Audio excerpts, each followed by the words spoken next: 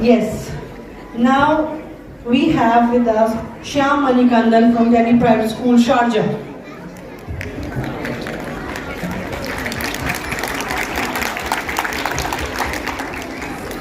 I request Farah, I think just for some while, just... On the start of a new academic year, I ran into a dilemma.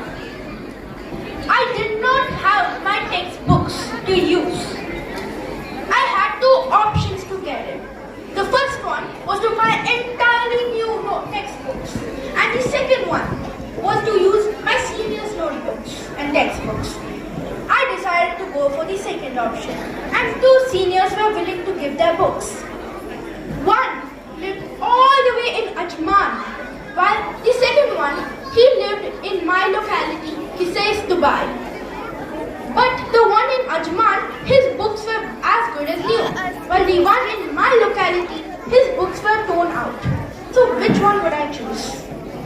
I of course chose the one in my locality, because his books were, even though it was worse, it was still, it would save the environment. And I decided to completely not use cars, and I decided to use my cycle. By doing this, I saved 6,000 grams of carbon emissions from reaching the air. Hello everybody, my name is Shyam Manikandan, and I study in grade 6 DPH Sharjah, and I am also from True City Education. So what is carbon footprint? And my topic is understanding and reducing carbon footprint, walking lighter. So firstly, what is carbon footprint?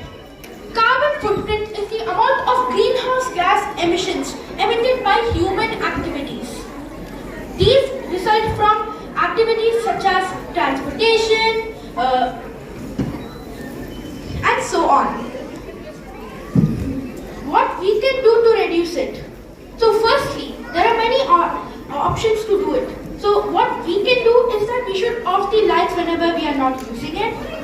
Secondly, we can try to use private transportations as much as less possible, and instead try to use public transportations or other means of transportation such as cycles or walking.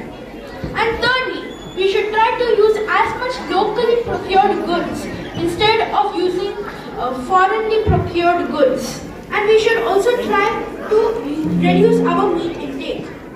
Finally, in the Paris Agreement, many countries came together and signed that they would try to reduce the world climate degrees by 2 degrees till the end of the world, in the end of this century. And I think we all should work together to fulfill that.